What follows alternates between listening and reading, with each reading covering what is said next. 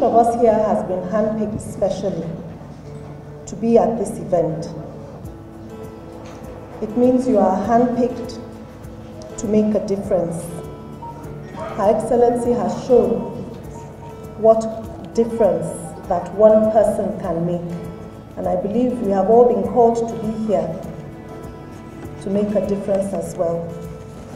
Not to imagine that I'm just one person, but to know that one person can make a huge difference, not only in the life of one person, but in the life of an entire community, and indeed in the life of Nigeria. Except every one of us takes responsibility and strategic action to address these issues in our immediate regions, they may remain unchanged and even grow worse. We cannot also leave out the uniqueness and peculiarity of each population. That is why we have chosen to come to each of the zones. We believe that the workshop will equip you with the necessary tools to achieve your objectives of securing the future for women and children. We came here with the intention of trying to see how we could support the governor's wives in coming out with an action plan in which they could use as a footstool to advocate for these RMNCAH and nutrition issues in their states. It has really improved our advocacy capacity, specifically in the area of reproductive, maternal and child health, including nutrition, which is a very important aspect of maternal health.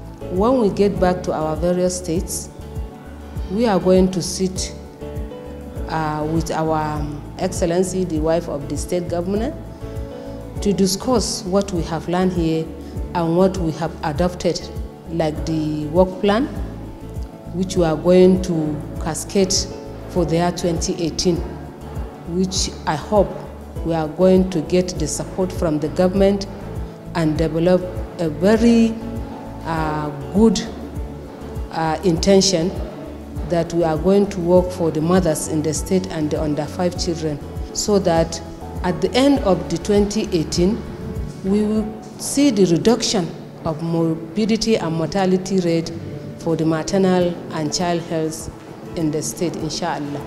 Our targeted audience that we're going to guide and advise the wife of the governor is the governor himself, her husband, the commissioners of health and education, and then the state house of assembly, based on the activities on what we may want to make to be changed.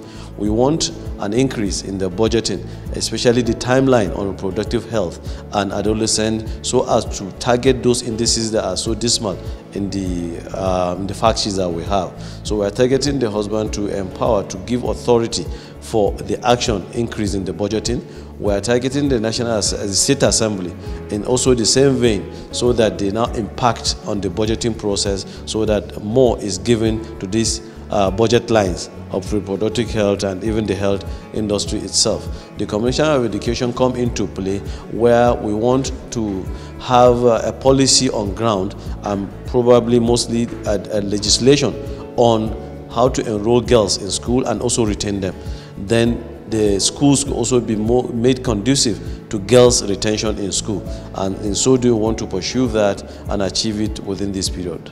In the 3-day or 4-day workshop, we have managed to zero in each state's needs and specific project or programming that will be done under the advocacy for the wife of the governors of the states that are mostly being invited to attend. We are going to work hand in hand from what I have learned from here with the technical partners in Kaduna State, to see that we have a kind of advocacy in our 23 local governments of this state, where we encourage our women to have the best medical care.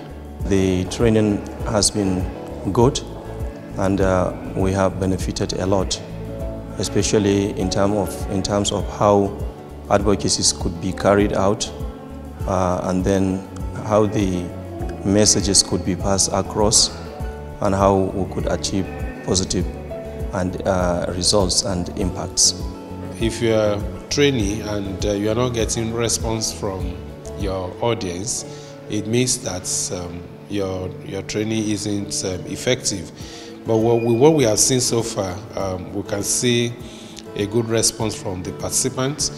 The willingness to learn is there, and also the eagerness to do something differently when they get when they get back to their states. We see that demonstrated. The way they have also approached the development of action plan for the wives of the governors is also something that we commended. Over these 3-day workshops, the wives of governors and the technical team that work very closely with them are receiving very crucial information, are receiving skills, and knowledge that will strengthen their role, in playing this advocacy role. So it is our hope that by the time all these zonal workshops are completed, we will have a higher level of advocacy led by the wives of the state governors in all 36 states of Nigeria and the FCT, and that we will move even further towards achieving the dream and the vision of Her Excellency, wife of the President of the Federal Republic of Nigeria. I really have to commend the First Lady of the Federal Republic of Nigeria, Hajia Aishatu Muhammadu Buhari, for, putting a lot of insight into RMNCAH. So when we come together, Kano, Katsina, Kaduna, Zamfara, Sokoto, Kebbi, we can exchange ideas and way forward how to go back home to our grassroots level, and tackle the people there, try and see how we can change their mindset. Whatever we've learned here for this training, we take it back home and try and see how it will work for our people. It's been wonderful to have the participation of the governors' wives themselves. As you're aware, during that same October meeting, the Governors' Wives Advocacy Coalition was set up, and they all committed to support RMNCAH activities in their states. So we will continue to follow up with the governors' wives and their teams on the things that they've been able to do.